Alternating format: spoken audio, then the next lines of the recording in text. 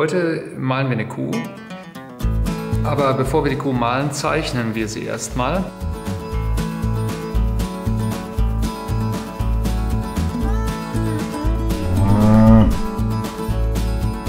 Das ist mein Vorbild.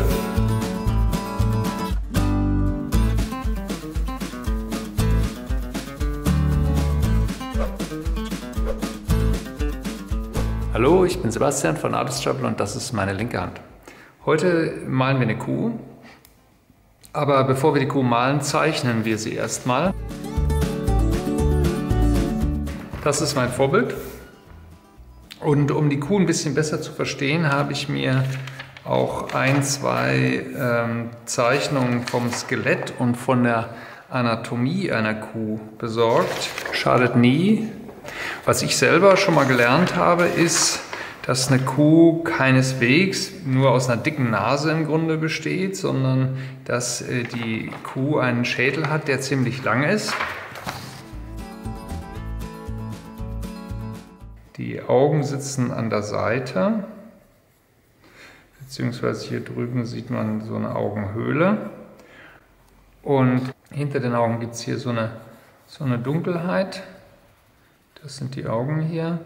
Und über den Augen, also etwa auf der, sitzen dann die Hörner, da ungefähr. Da auch. So. Und daneben hier etwa angesetzt, da und da sind die Ohren. So könnte man eine Kuh sich ungefähr von der Grundform her vorstellen, wenn man das jetzt wie so eine Kiste sehen möchte. Die Hörner sind natürlich rund, deswegen gibt es eine Schatten- und eine Lichtseite. Und die Perspektive sorgt dafür, dass das Ohr auf der linken Seite immer etwas kleiner aussieht wie das Ohr auf der rechten Seite.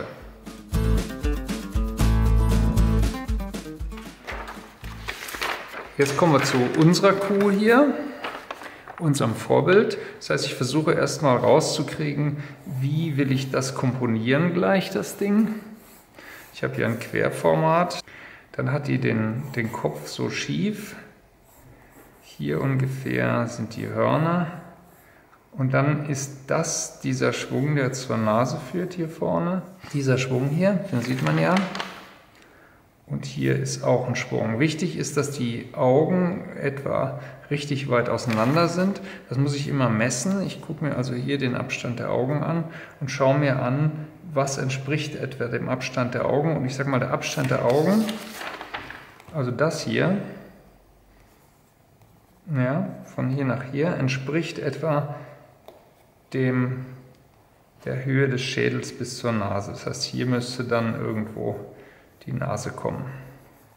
So, setze ich die Nase jetzt mal drauf. Mach mal grob die Augenform etwa so, wie ich sie da drüben sehe. Das ist so eine Linsenaugenform, die dann noch da hinten runter geht. Die mache ich erstmal dunkel. Das kann ich später noch so, und an der anderen Seite setzt dann das zweite Auge an. Hier ungefähr ist das. Dahinter liegt das Ohr und darüber ungefähr hier liegt das Horn. So, noch ein kleiner Trick an der Stelle. Was macht ihr, wenn eure Ohren absolut nicht zum Horn passen oder zur Nase oder zueinander, wenn einfach alles schief am Kopf zu sitzen scheint? Das ist relativ einfach. Ihr nutzt Negativformen. Negativformen sind die Formen zwischen den Formen sozusagen. Also die Formen zwischen Horn und Ohr oder zwischen Ohr und Nase und so weiter. Und indem ihr Negativformen anwendet und überprüft, wie hier in Rot gezeigt, sorgt ihr automatisch dafür, dass die Hörner und die Ohren richtig zueinander sitzen, dass die Ohren und die Nase richtig zueinander sitzen. Also ganz spannend, nicht nur auf die Formen der eigentlichen Körperteile achten, sondern auch mal danach gucken, was sitzt dazwischen und passt das bei mir. So, und hier etwa geht der Körper los. Das will ich mir sparen, diesen Balken hier, den auch. Der stört mich jetzt einfach. Ich möchte eigentlich nur die Kuh hier selbst abbilden und hier ungefähr abschneiden. Jetzt natürlich die Frage, in welcher Farbe lege ich mein Kuhbild an. Das ist am besten, wenn man das in kleinen Entwürfen, aber schon mit den Originalfarben hier ausprobiert. Hier, das ist natürlich die langweilige, also etwas langweilige, natürliche Variante. Da hat sich an den Farben nicht viel getan. Hier habe ich ein bisschen rumgespielt, habe versucht, die Kuh andersfarbig zu machen, die Schatten in Violett anzulegen, hat mich nicht wirklich überzeugt. Hier drüben habe ich die Farben einfach ein bisschen übersteigert. Da gibt es so ein Giftgrün dann und so ein fast gelbliches, helles Ocker. Fand ich jetzt nett, aber hat mich auch nicht überzeugt. Und dann kam ich am Schluss hierher. Das ist ja ein Violett, was angemischt ist aus Ultramarin, dieses hier, und diesem Rotton, Quinacridon Magenta. Das gibt den Violettton unten dran. Dann habe ich mich entschieden, die Kuh oder die Farbe der Kuh relativ natürlich zu gestalten. Das geht im Wesentlichen mit diesem lichten Ocker plus ein bisschen Weiß und etwas Umbra. Und den Himmel und das Grün hier habe ich bewusst leuchtend gestaltet. Dafür habe ich das Königsblau genommen mit Weiß und das Zitronengelb mit dem Königsblau, was dann wieder ein schönes Grün ergeben hat, wie dieses hier unten. Also doch überschaubar, seht ihr, und dadurch wird das Bild aber auch harmonisch, dass ich jetzt nicht mit 20, 30 Farben operiere, auch nicht bei so einem doch recht bunten, expressiven Bild, sondern mit relativ wenig Farben versuche auszukommen. Ich starte eigentlich ja normalerweise, indem ich mir Farben in der Natur anschaue und sie dann kopiere. Das heißt, normalerweise würde ich hier starten mit diesem Farbset, dem hier. Das wären die natürlichen Farben. Ich hätte ein Blau, das ein gebrochenes Blau ist, immer am Himmel. Ich hätte ein Grün, das fast oliv sein kann. Und ich hätte eine Kuh, die natürlich nicht ein reines, helles Ocker ist, so wie diese Farbtube hier. Das interessiert mich bei einem expressiven Bild eigentlich fast gar nicht. Sondern ich sage, ich male die Farben aus meiner Vorstellung und in meiner Vorstellung passiert das hier. Aus den natürlichen Farben werden etwas reinere Farben, die ein Symbol für den Himmel sind, viel mehr als wirklich eine Himmelsfarbe, die ein Symbol für Grasgrün sind, viel mehr als eine echte Farbe für Gras oder Büsche. Mit diesen Farben werde ich arbeiten. Und um das noch zu überhöhen und zu übersteigern, gehe ich noch einen Schritt weiter und setze diese Farben, exakt diese Töne, auf einen lilafarbenen, einen dunklen Untergrund. Und was dort passiert, ist, sie sind noch leuchtender, noch brillanter, noch strahlender. Und genau das will ich erreichen. Genau. Geht los mit dem Hintergrund. Das sind Acrylfarben, die trocknen einfach am schnellsten und es lässt sich am flottesten, meiner Meinung nach jedenfalls, damit malen. Die vermale ich hier direkt auf einen Hintergrund, der ein Papier ist, Acrylpapier, also keine Leinwand. Also die Vorzeichnung auf so ein Acryl mache ich natürlich mit Pinsel und Farbe und arbeite am Anfang mit relativ dünner Farbe, weil ich davon ausgehe, dass ich das ein paar Mal korrigieren muss und weil es natürlich Sinn macht, wenn ich dann nicht zu dick aufgetragen habe. Und es geht eigentlich wirklich nur darum, jetzt erstmal meine Komposition zu beachten. Das heißt, ich wollte ja eher ein Querformat, was hier so drüber läuft, und das dann relativ einfach auf meine Unterlage zu übertragen. Die breiteste Stelle sind natürlich die beiden Ohren hier. Die gehen also im Prinzip über das ganze Blatt hier quer. Hier läuft das eine raus, da läuft das andere rein. Und dieser Abstand der Ohren hier ist der Abstand.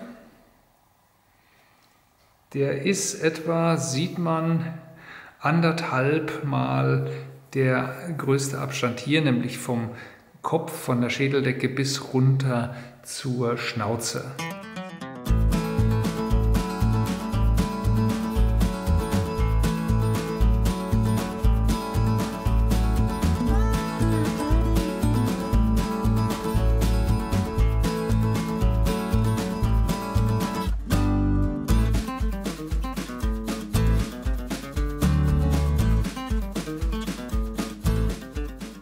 Das müssen alles Geraden sein hier, dieser,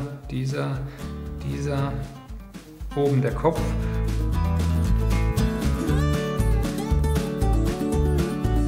Dann habe ich hier diesen typischen Schwung, der hier hineingeht, so. Ich habe jetzt also meine Umrisse ungefähr richtig und kann jetzt mal anfangen nachzuarbeiten.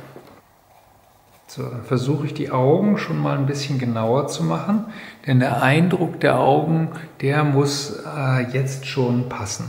Das muss, wenn da noch was nicht stimmt, dann kann ich jetzt noch eingreifen. Wenn ich nachher relativ weit schon bin, dann wird das immer schwerer. Jetzt kann ich das hier oben ein bisschen heller machen noch und kann anfangen, die Fellstruktur schon ein bisschen aufzutragen hier. Lass den Pinsel immer schön auslaufen hier an den Seiten, so dass man schon ein bisschen ahnt, hier sind Haare.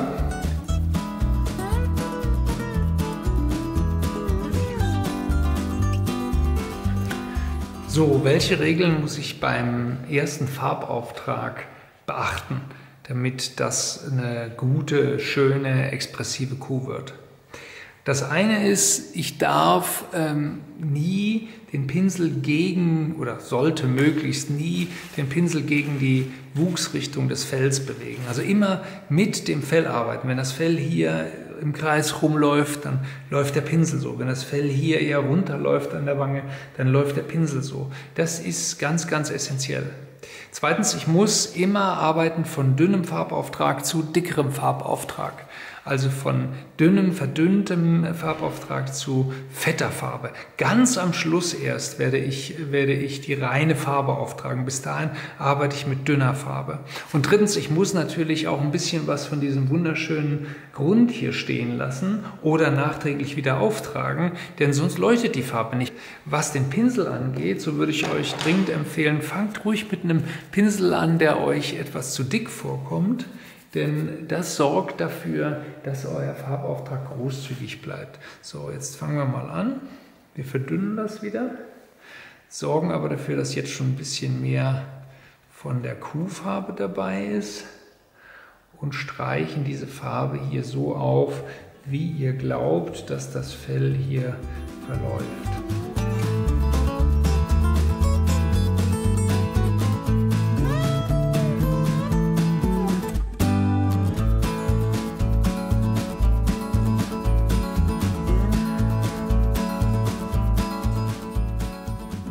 Was hilft, wenn ihr ab und zu mal die Proportionen überprüfen wollt, was hilft, ist tatsächlich, wenn ihr einfach mal das Handy nehmt oder eine Kamera und das ab und zu mal fotografiert, was ihr da gemacht habt. Denn dann könnt ihr sehr schnell sehen, ob das irgendwie schief und krumm ist oder ob es funktioniert.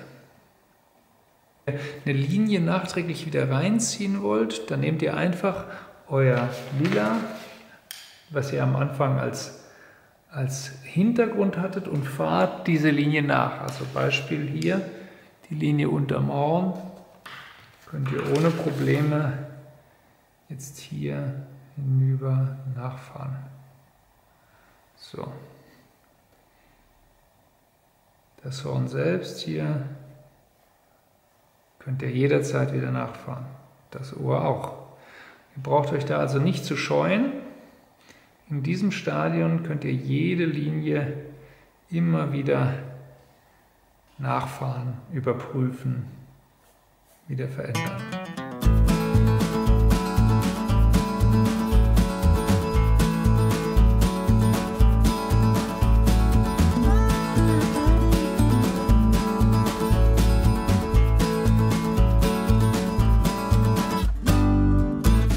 Und wenn euch einige Stellen noch nicht dunkel genug sind, dann nehmt ruhig noch was Dunkleres. Also wenn das Umbra gebrannt alleine euch nicht dunkel ist, dann kann ich euch empfehlen, nehmt so ein Indigo.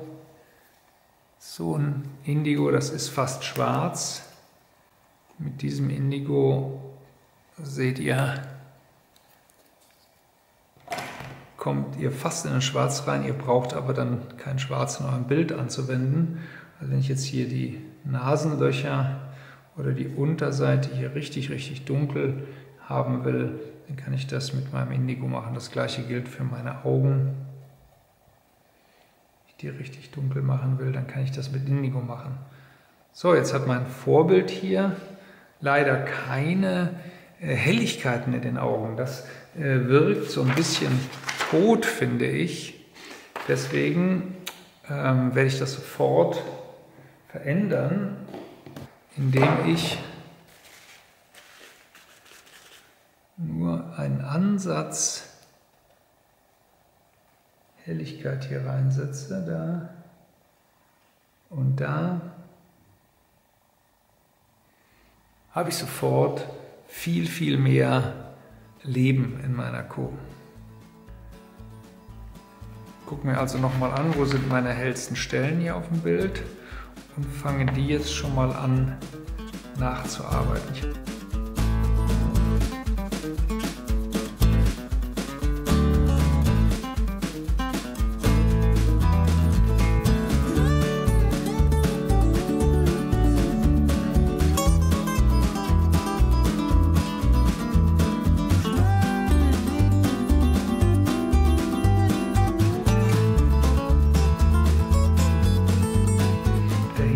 Soll natürlich vor allen Dingen hellblau werden und grün, also auch expressiv, so grün und so quietschig wie möglich.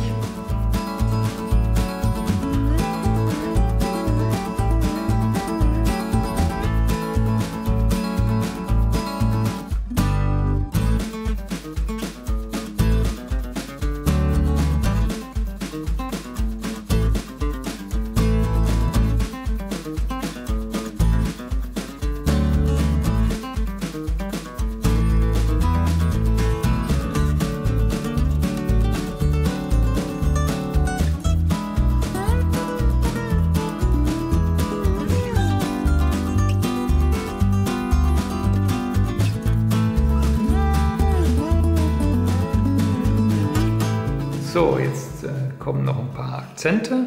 Der Himmel sitzt also schon ganz gut. Aber was man merkt, ist, dass die Augen noch nicht so 100% gut sind. Also dieses Auge hier, das finde ich schon recht gut. Aber dieses drüben auf der anderen Seite, dieses hier, das sieht aus, vor allen Dingen, wenn ich es fotografiere und mir anschaue, als würde es noch nicht so wirklich richtig gut sitzen. Also als würde es eigentlich eher noch ein Stückchen weiter nach unten gehören. Ich nehme ja nochmal mein Vorbild hier. Ja, das ist ein bisschen größer und es sitzt ein Stückchen weiter unten. Also hier noch so.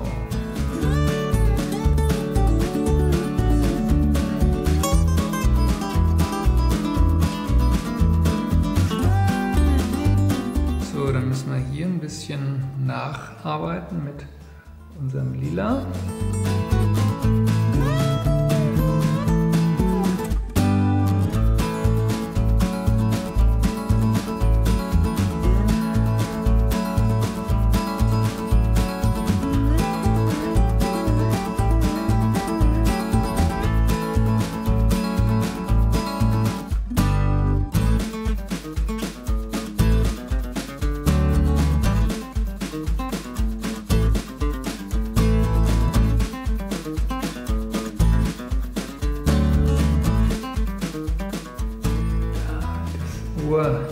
Das Ohr sitzt da noch nicht so richtig dran, das muss man noch ein bisschen hier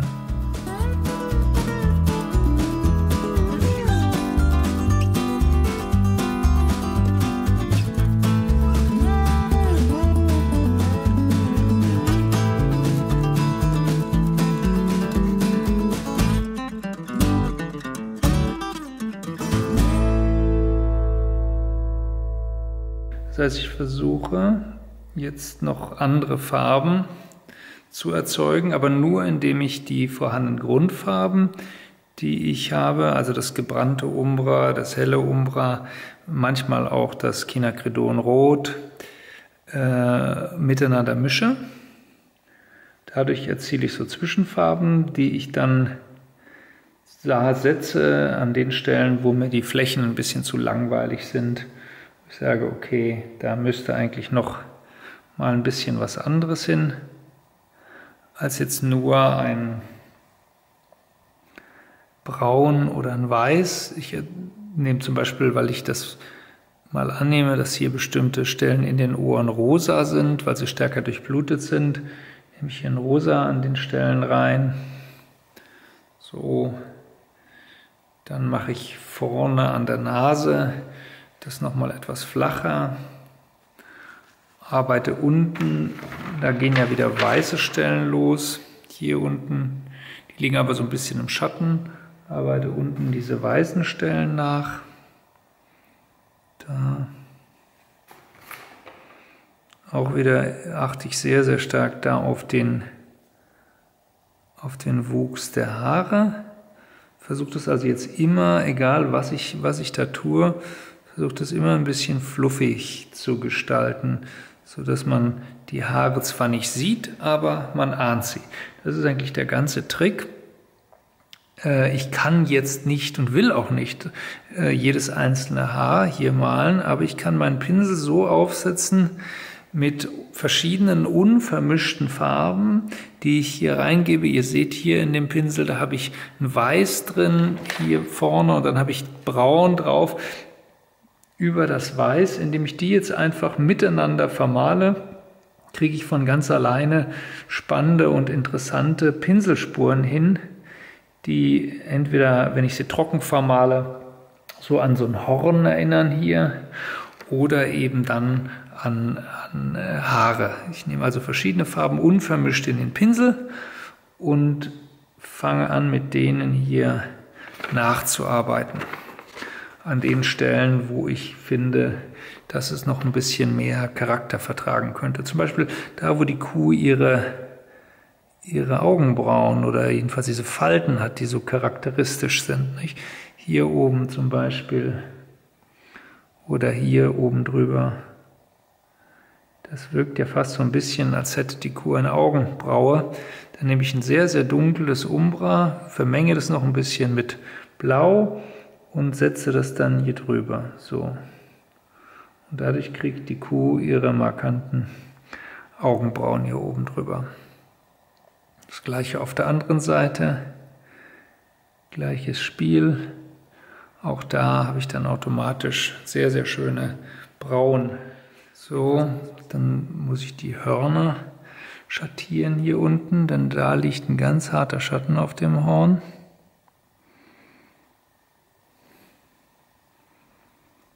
Das andere Horn auch, ganz harter Schatten hier unten.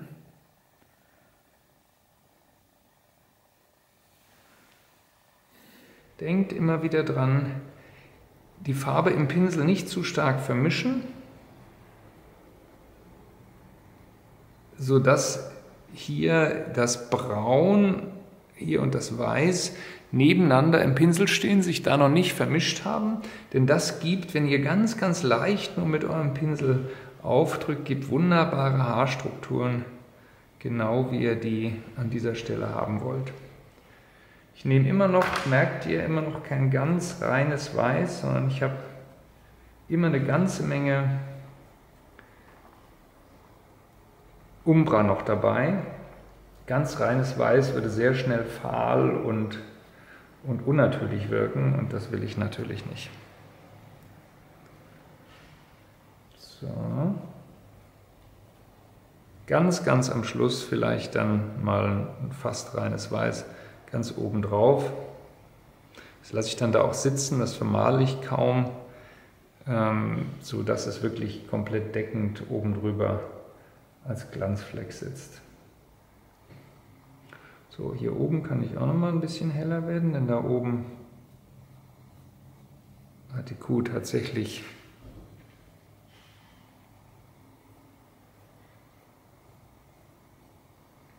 eine ganz große lichte Stelle. Das gleiche kann ich hier drüben auch tun. So, dann hatte ich ja schon gesagt, hier oben an den Hörnern gibt es ganz große helle Stellen, die muss ich natürlich auch entsprechend zeigen. Ja, damit bin ich eigentlich mit den hellen Stellen so gut wie fertig.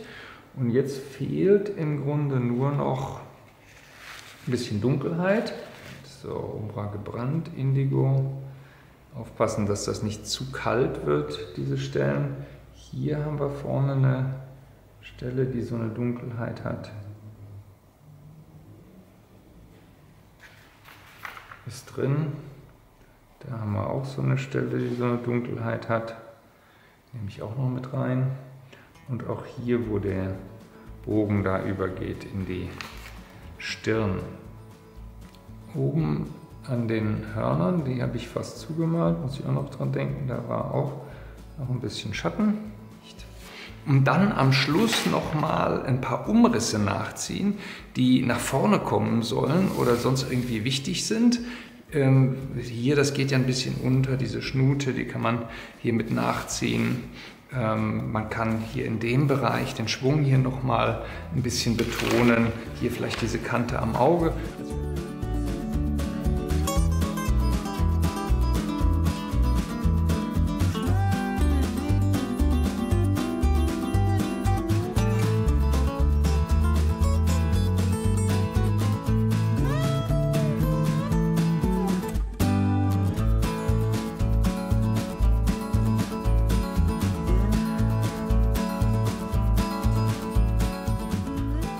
So, ein paar kleine Reparaturen jetzt noch hier, zum Beispiel an der Ecke habe ich ein bisschen was nachgelegt noch.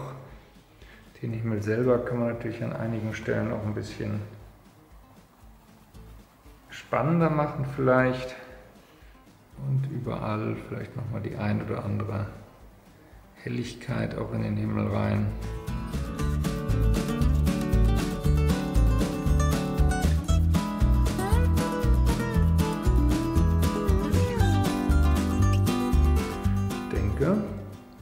Das war's. So, ich wünsche euch viel Spaß beim Selbermachen. Danke fürs Zuschauen. Euer Sebastian von Artist Travel und seine linke Hand. Tschüss, bis zum nächsten Mal.